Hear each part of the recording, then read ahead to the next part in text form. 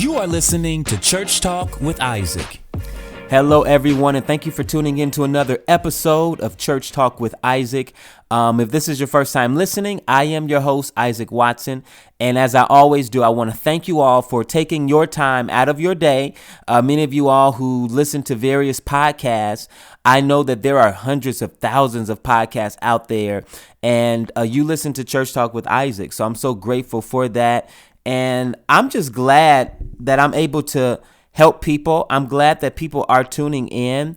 And here at Church Talk with Isaac on this particular platform, I'm grateful to also say that this is just not a platform that's opened up to America. It's just not a platform that people in the United States listen to, or a podcast that people in the United States listen to. But literally, we have listeners from all over the world, literally all over the world, from the U.S., most states in the U.S. Tune in or have tuned in to Church Talk with Isaac. I just want to thank you. I want to thank my listeners from Canada. I know I have listeners who listen in from Ontario, from Quebec, from other parts of Canada, listeners from South Africa, Puerto Rico, the Bahamas, listeners from the UK, from London, from Paris, from Nigeria, from Spain, from Peru, from Russia, from Zimbabwe, Jamaica, Honduras, Sweden, New Zealand, Mexico, Dominican Republic, Barbados, and many other places around the world. Thank you for listening in, and I really do appreciate you. This is what I want you to do. I want you to send me in some topics from wherever you are. Send me in some topics. If you've listened to Church Talk with Isaac for any amount of time, I love to hear your thoughts, your ideas. I would love to cover topics that you would like to hear about, maybe things that you may have heard by hearsay but have not gained understanding or clarity on, have not heard taught or discussed thoroughly or to any degree. I would love to cover those topics. So email me, go to my website, isaacwatsonministries.com, send me a message and let me know you've been listening in, and that you have a topic or some topics that you would like me to cover, and I'll do my best to try to cover them. So I do appreciate that, and I appreciate you.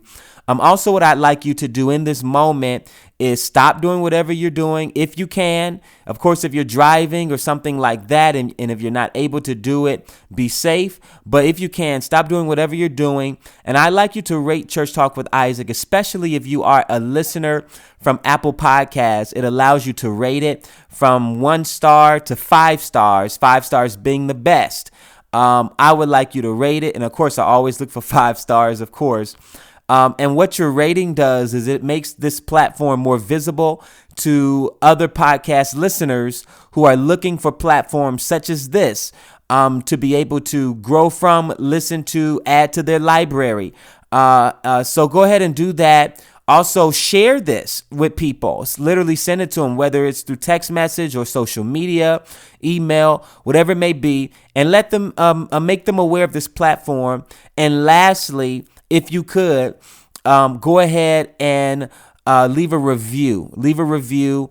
Particularly for my Apple listeners. Leave a review. Share a couple words, some sentences, your thoughts about how Church Talk with Isaac has impacted you, how this platform have helped you, what you get from it, and also what other people should expect from this platform. And I would really appreciate it if you did those things. Again, it helps the visibility of this platform and the extension of this particular channel. So thank you for that. I want to go ahead and jump into today's topic. I think that today I'm going to share, but I'm also going to teach just a little bit, and I'm not going to take up much of your time. But I want to talk about the truth and the power of fasting. I want to talk about fasting this morning.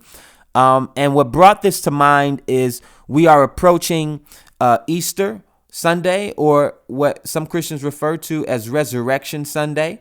And during this time, 40 days leading unto Easter, a lot of people, they do what's called Lent fasting or fasting for Lent. And what this is 40 days of fasting, which signifies the 40 days that Jesus was being tempted in the wilderness in fasting, prayer, and enduring temptation. And many denominations, from the Catholic Church to many other denominations within the Christian faith, they have adopted this fasting into their liturgy. So it's something that many people do all around the world. And I want to talk about it because one of the things that I've seen and experienced regarding particularly people who fast for Lent is I've seen people treat it almost like a fad, where whether they are spiritual or not, they do this and they see it as, I guess, their service or religious duty or responsibility to God. And they do it without understanding the true purpose, which means that they do it, they go through the 40 days, but then nothing about their life actually changes, and they go back to their schedule as normal, whatever things that they've done, whether God is included in it or not. So they give up certain things. They say, I'm giving up. I may fast from food between certain hours, or I may give up social media. I may give up Facebook or Instagram. I may give up TikTok. I may give up TV or Netflix, or I may give up, I don't know, music or certain types of music, or whatever the case may be. Many people give up many different things for Lent. And to be quite honest, some of this stuff is not even fasting. So what I want to do is I want to take some time today and I want to talk about what I believe fasting is. And again, sometimes I don't want you to be dogmatic in your approach to listening to this, because sometimes some of the things that are used are simply issues of linguistics and language, and can be interchangeable with other things. But I want to just give you clarity from my perspective, because I believe that fasting is a powerful tool. So let's go ahead. I want to talk about this. I want to look at Matthew chapter 17 really quick. I'm going to look at verses 14 through 21. And then we're going to talk a little bit. Verse 14, it says, "And when they had come to the multitude, a man came to him, kneeling down to him and saying, 'Lord, have mercy on my son, for he is an epileptic and suffers severely. For he often falls into the fire and often into the water. So I brought him to your disciples, but they could not cure him.' Then Jesus answered and said, 'O faithless and perverse generation, how long shall I be with you? How long shall I be with you? How long shall I be with you? How long shall I bear with you? Bring him here to me.' And Jesus rebuked the demon, and it came out of him, and the child was cured from that very hour. Then the disciples came to Jesus privately, saying, 'Why could we not cast it out?'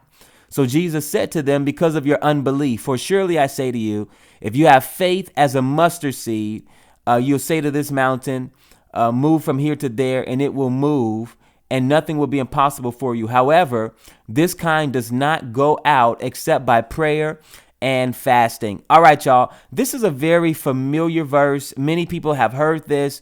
Now, let me say this, especially if you are in churches or if you are in circles that believe in the casting out of demons. I believe in the casting out of devils, of demons. It's a big part of my upbringing, a big part of my ministry. I actually love to do it. I love to see people get free through the power of Jesus Christ from demonic influences. And so here, what Jesus is Jesus is having an encounter with his disciples and a man and his child, because his child was demonized. He was epileptic. And this epilepsy in this particular occurrence was connected to him being demonized or influenced by demons.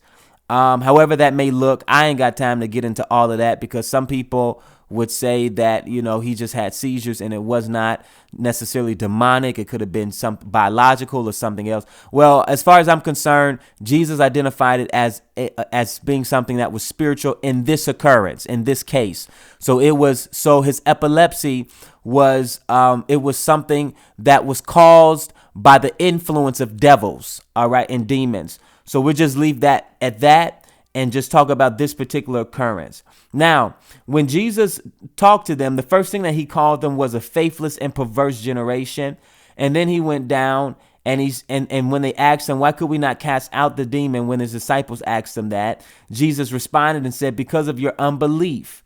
And then he told them that this kind does not go out except by prayer and fasting. Now, what I want you all to understand is that Jesus did not rebuke his disciples because of their lack of power. And sometimes what we do when we deal with deliverance ministry or any other type of supernatural ministry, we attribute the lack of results to the lack of power. But Jesus did not rebuke them because of their lack of power. And the reason being is because let me say this, the disciples did not lack power. Let me say that again. The disciples did not lack power. And the reason why they did not lack power is because even though we're looking at Matthew chapter 17, if you look at Matthew chapter 10, verse 1, we see that Jesus gave them power earlier on. Matthew 10:1 says, and when he had called his 12 disciples to him, he gave them power over unclean spirits to cast them out and to heal all kinds of sickness and all kinds of disease. So Jesus didn't rebuke his disciples for their lack of power, because this is what we have to understand. Power is not our responsibility. Power was Jesus's responsibility. Power was Jesus' responsibility towards his disciples. He gave them power. So even when we are moving in levels of demonstration or power, supernatural activity, we have to understand that the supply is not on our end.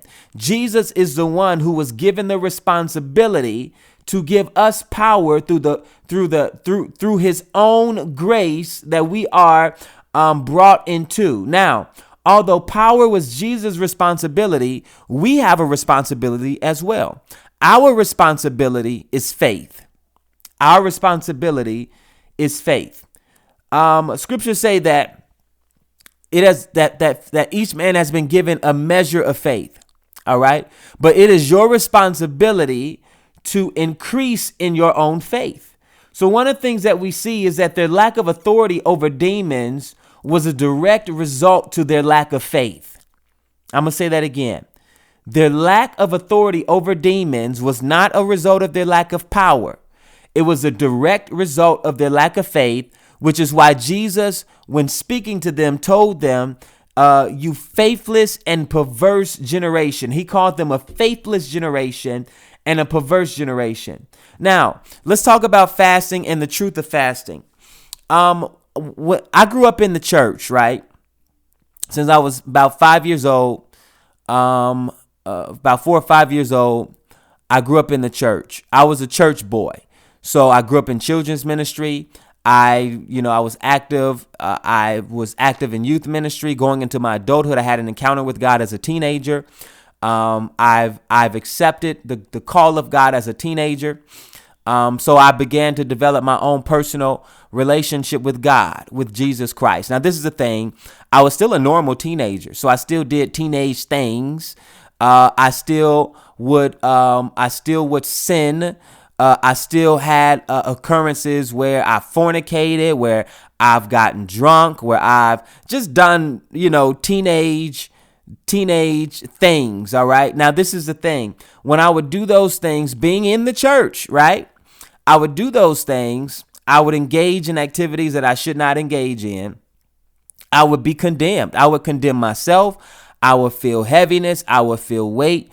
I would feel like God has removed himself from my life. So the only way for him to get himself back into my life is by me taking time to fast. God, oh man, if I fail, whether it was with a girlfriend or if I went out and if I overindulged in some things, I would say, man, I need to go on a fast, or hey baby, let's go on we need to fast. We need to get ourselves right, and we need to fast, and we need to pray. We need to stop doing what we're doing. You go through that whole thing that a lot of people, not even teenagers, a lot of adults go through.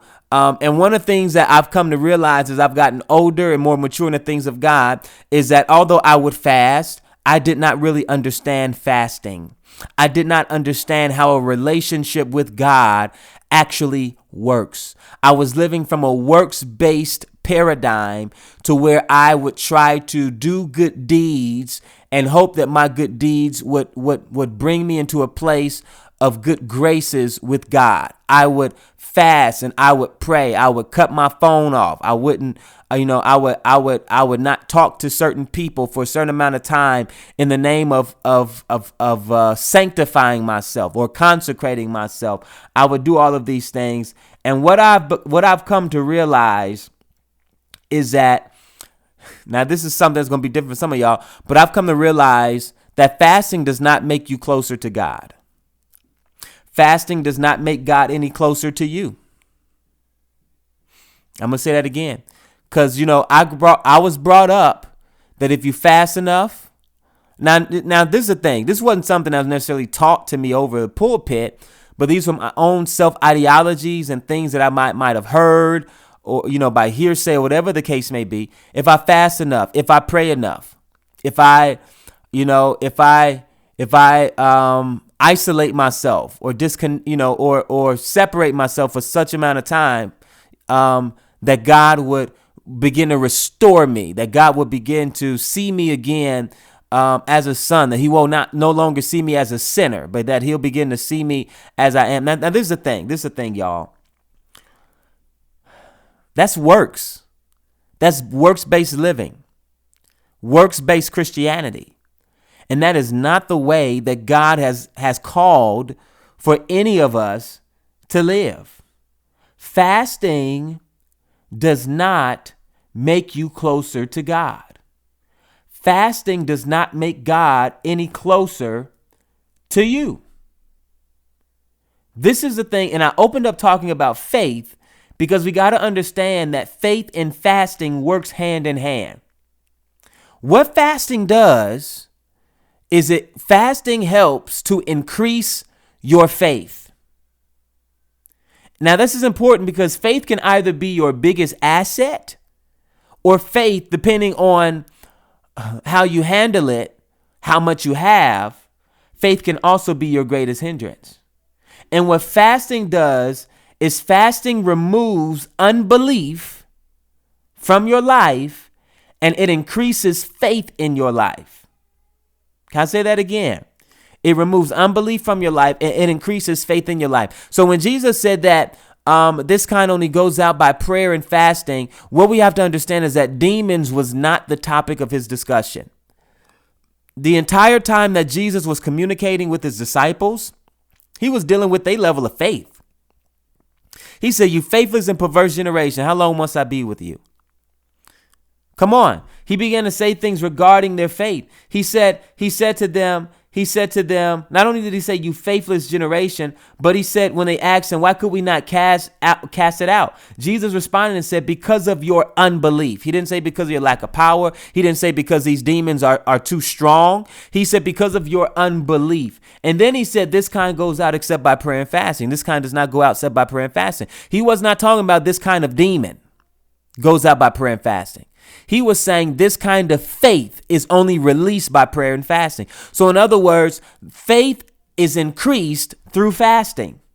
Let me say this, and I'm going to say this again, that fasting does not make you any closer to God than what you already are. What fasting does is it makes you more dependent on God's grace. It makes you more dependent on the strength of God, and you bring yourself to a decision that I'm going to intentionally become weak in my own body, particularly, so that I can pull on the strength of God. Fasting does not make you any closer to God than what you already are. What fasting does is it makes you more aware of the closeness of God. It's not that God left you or that God abandons you, or if you make a mistake, God is no longer there in your life or anything like that. What happens is you become desensitized. Sin desensitizes you. So you become desensitized to the closeness of God. So what fasting does is it resensitizes you, or it makes you more sensitive to the closeness of God. It focuses you. Come on. It makes you more focused on the purposes of God, because you become more aware of the will of God. Now, I want to deal with this, and I don't want to talk too long, so I want to talk about one more thing, and then we are going to get off of here, and I'm going to let you go ahead on with the rest of your day. I want to say this. A lot of what people call fasting is really just consecration. There's two different things. Fasting in the biblical sense. I'm not talking about what culture made it. I'm not talking about what we've made it throughout history. In a biblical sense, whether you're looking at the Old Testament or you're looking at the New Testament, fasting has always dealt with you abstaining yourself from food. Food. Food. Food. If food's not involved, it's not a fast. I know that hurt. Somebody got to say, ouch. If food ain't involved, it's not a fast. You cutting off Facebook is not a fast. You not listening to secular music is not a fast. You not talking to certain friends and isolating yourself is not a fast. Fasting in a biblical sense, in every sense of this concept, always deals with abstaining from food for the purposes of pursuing God in a more intentional way. So it's just not eating, because what happens is when you just don't eat, you're not fasting, you're dieting. What people call intermittent fasting is intermittent dieting. Fasting is a spiritual concept that is intended for you to draw yourself, draw your attention, draw your focus into an intentional devotion with Christ. In times that you would be eating are times that you are focusing yourself, you are meditating, you are centering yourself you're establishing yourself on the goodness of God, on Christ Jesus. You're giving yourself to prayer and intercession and supplication. You're giving yourself to good deeds, to the giving to the poor, to the caring for those who are less fortunate. You're giving yourself to the studying of Scripture, to the meditating on the promises of God, to listening, having an intent ear to what God is saying to you in that time, during that time, to worship, to praise, to living a life, to exemplifying intentionally during those times, taking time set apart to spend with Him intentionally. Now, I know you live with an awareness of God. I know you do all of those things, and all those things are true. But fasting is intended to replace your times of eating with times of devoting yourself to the God that you serve.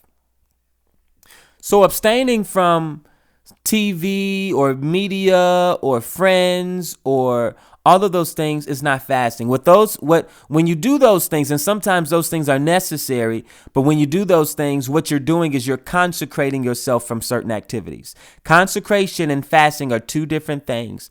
Consecration is when you give up a particular areas that may have become too common in your life, or you found yourself becoming too indulged in, and you make a decision to limit or even completely stop doing or listening to or watching or whatever the case may be certain things. That is you consecrating yourself. Now you can fast and consecrate, meaning you can abstain from food and you cannot do certain things that you know have been tearing your attention and your focus, because fasting is intended to focus you where your attentions have been divided.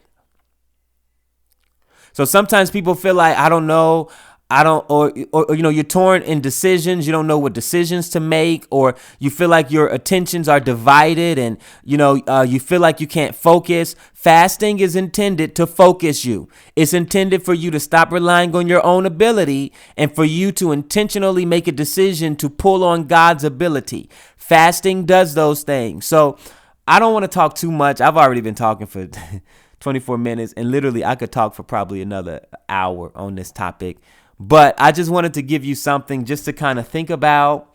And hopefully this is something that that helped you understand fasting just a little bit more.